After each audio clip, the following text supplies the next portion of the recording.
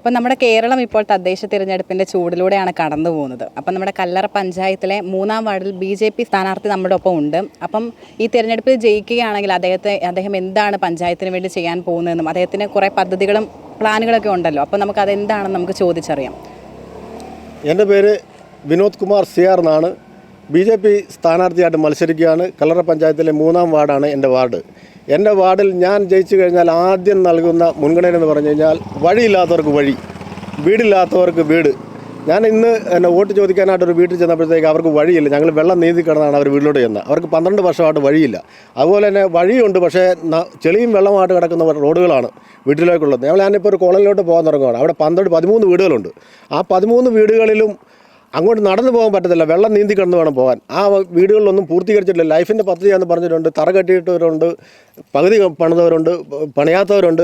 2 പേര് മാത്രമേ അവിടെ 13 വീട്ടിൽ 2 പേര് മാത്രമേ താമസിക്കുന്നുള്ളൂ. കാരണം എന്തെന്ന് വെച്ചാൽ അങ്ങോട്ട് വാസയോഗ്യമായ ഒരു വഴിയില്ല. ഒരു അസുഖം വന്നു കഴിഞ്ഞാൽ കൊണ്ടുപോകാൻ ഒരു വാഹനം ചെല്ലത്തില്ല. അങ്ങനെയുള്ള ഈ 3-ാം വാർഡിൽ 1, 2, 3 കോളനികളുണ്ട്. 3 അല്ല 4 കോളനികളുണ്ടെന്ന് വേണേൽ പറയാം. ഞങ്ങളിപ്പോൾ ആ ഒരു കോളനിയിൽ പിടിച്ചെന്നപ്പോൾ ആ അമ്മ പറയാണ്, എൻ്റെ മക്കളെ എനിക്കിവിടെ വഴിയില്ല, ഞങ്ങൾ ദുരിതത്തിലാണ്. ഇവിടെ ഇവിടെ ഉണ്ടായിരുന്ന മെമ്പർമാരോട് പറഞ്ഞിട്ട് ഇതേവരെ ഒരു പ്രതികരണം ഉണ്ടായിട്ടില്ല. നിങ്ങൾ അതിനൊരു പരിഹാരം ഉണ്ടാക്കി തന്നെ മതി. ഞാൻ പറഞ്ഞു BJP പഞ്ചായത്തിൽ അധികാരത്തിൽ വരികയാണെങ്കിൽ ആദ്യമായിട്ട് നടക്കുന്നതെന്ന് പറഞ്ഞാൽ വഴിയില്ലാത്തവർക്ക് വഴി കൊടുക്കും, വീടില്ലാത്തവർക്ക് വീടെന്ന് പറഞ്ഞാൽ ഇപ്പോൾ ലൈഫിൻ്റെ വീട് പൂർത്തീകരിക്കാത്തവർക്ക് വീടും, ഒട്ടും വീടില്ലാത്തവർക്ക് ലൈഫിൻ്റെ പുതിയ വീടും കൊടുക്കാനുള്ള എല്ലാ സൗകര്യങ്ങളും ഏർപ്പാടാക്കി കൊടുക്കുന്നതാണ്. ഈ കല്ലറ പഞ്ചായത്തിൽ തന്നെ നമ്മുടെ കിസാൻ സമ്മാന നിധി പ്രകാരം 2030 ജനങ്ങൾക്ക് കേന്ദ്ര സർക്കാരിൻ്റെ ഫണ്ടായ കിസാൻ സമ്മാന നിധിയിൽ നിന്ന് 7,03,72,000 രൂപ കൊടുത്തിട്ടുണ്ട്. അതൊന്നും സാധാരണ ജനങ്ങളിലോട്ട് എത്തിയിട്ടില്ല. അവർക്കറിയില്ല ഇത് എവിടുന്നാണ് പൈസ വരുന്നതെന്നൊന്നും. അതുപോലെ തന്നെ നമുക്ക് റേഷൻ കട വഴി കിട്ടുന്ന റേഷൻ, അന്നയോജന വഴി കിട്ടുന്ന റേഷൻ, അത് കേന്ദ്ര ഗവൺമെൻറ് പദ്ധതികളാണ്. അതൊന്നും ഇവർക്ക് സാധാരണ ജനങ്ങൾക്ക് അറിയില്ല. അവർ നോക്കുമ്പോഴത്തേക്ക് കേരള ഗവൺമെൻറ് ഇതെല്ലാം ഞങ്ങൾക്ക് ഫ്രീ ആയിട്ട് തന്നുകൊണ്ടിരിക്കുകയെന്ന് അവരുടെ വിചാരം. പക്ഷെ അങ്ങനെയല്ല. കേന്ദ്ര ഗവൺമെൻറ് നൽകുന്ന ഓരോ പദ്ധതികളും സാധാരണപ്പെട്ട സാധാരണ ജനങ്ങൾ, സാധാരണക്കാരൻ്റെ ഒപ്പം നിന്നാൽ മാത്രമേ, സാധാരണക്കാരനെ ഉന്നതിയിട്ട് വന്നാൽ മാത്രമേ നാട് നന്നാവുള്ളൂ, നഗരം നന്നാവുള്ളൂ. അതിനല്ല നമ്മൾ ജയിച്ച് ഇവിടെ പോയി കഴിഞ്ഞിട്ട് ഈ വാർഡിലോട്ട് തിരിഞ്ഞു നോക്കാത്ത ഒരു സിറ്റുവേഷൻ ഇതുവരെ യാതൊരു കാരണവശാലും ഉണ്ടാകാൻ പാടില്ല. കഴിഞ്ഞ ദിവസം ഒരു മെമ്പർ എന്നോട് പറയുകയുണ്ടായി. ആ മെമ്പർ ഇവിടെ പറയുകയാണ്, വല്ല കണ്ണൂരോട് പറയുകയാണ്, ഈ വാർഡിലെ മെമ്പറായിരുന്നു അദ്ദേഹം. അവർ പറയുകയാണ്, എന്നെ യാതൊരു കാരണവശാലും ഈ വാർഡിൻ്റെ വികസന പ്രവർത്തനങ്ങൾ ചെയ്യാനായിട്ട് അനുവദിച്ചിരുന്നില്ലെന്ന്. എന്തുകൊണ്ടാണെന്ന് ചോദിച്ചപ്പോഴത്തേക്ക് ഞാൻ അവരുടെ കീഴിലാണ് എന്ന് പിന്നീട് എന്നോട് യാതൊരു കാരണവശാലും വികസന പ്രവർത്തനങ്ങൾ നടത്തുന്നതിനെപ്പറ്റി ഒരക്ഷരം പോലും പഞ്ചായത്തിൽ ചെന്നാൽ മിണ്ടത്തുമില്ല, ഞാനിപ്പോൾ ഔട്ടായിപ്പോയെന്ന് അവർ പറയുന്നത്.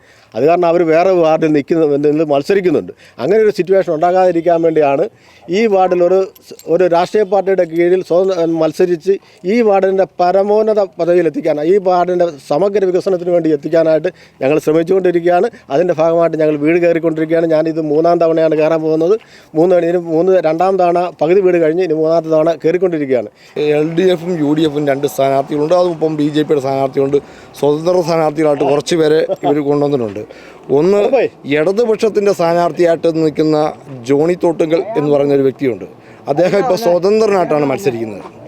അദ്ദേഹം LDFിൻ്റെ സ്ഥാനാർത്ഥിയായിട്ട് ഇവിടെ മത്സരിക്കാൻ പറ്റത്തില്ല. കാരണം അതിനുള്ള യോഗ്യത അദ്ദേഹത്തിനുണ്ടോ? ഇടതുപക്ഷ കഴിഞ്ഞ ഒരു 3-4 വർഷം മുമ്പ് UDFിൻ്റെ സ്ഥാനാർത്ഥിയായിട്ട് മത്സരിച്ച ആളാണ്.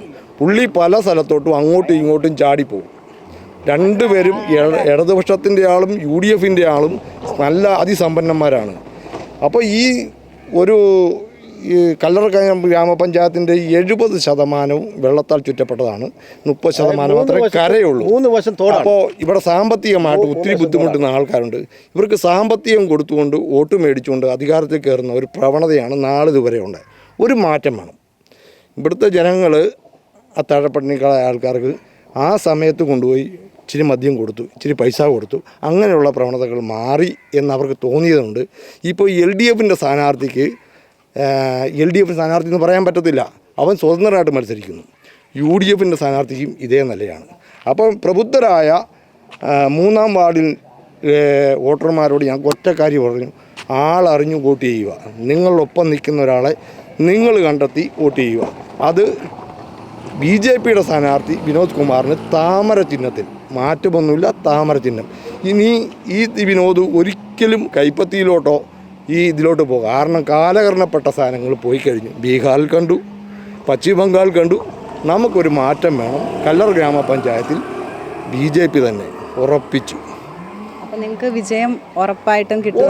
കല്ലറ പഞ്ചായത്തിൻ്റെ 14 വാർഡുകളിലും BJPക്ക് സ്ഥാനാർത്ഥിയായ ഒരു സ്ഥാനാർത്ഥി പട്ടിക പ്രസിദ്ധീകരിച്ച് 14 വാർഡിലും ഞങ്ങൾ ജയിക്കുന്നുള്ള ആത്മവിശ്വാസത്തോടെയാണ് ഞങ്ങൾ നിൽക്കുന്നത്.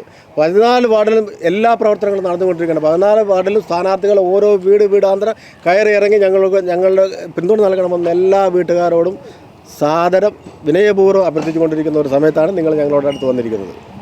അപ്പം കല്ലറ പഞ്ചായത്തിൻ്റെ സമഗ്ര വികസനം 45 കല്ലറ പഞ്ചായത്തിൽ BJPക്ക് അധികാരം കിട്ടുകയാണെങ്കിൽ വെറും 45 ദിവസത്തിനുള്ളിൽ ഞങ്ങളൊരു വികസന രേഖയുണ്ടാക്കി അതൊരു കേന്ദ്രമന്ത്രിയുടെ അല്ലെങ്കിൽ ഒരു MP യുടെ കീഴിൽ അത് ഇവിടെ കൊണ്ടുവന്ന് ആ വികസന പ്രവർത്തനങ്ങളെല്ലാം നടത്തുന്നത് ഏകീകരിക്കുന്നതായിരിക്കും.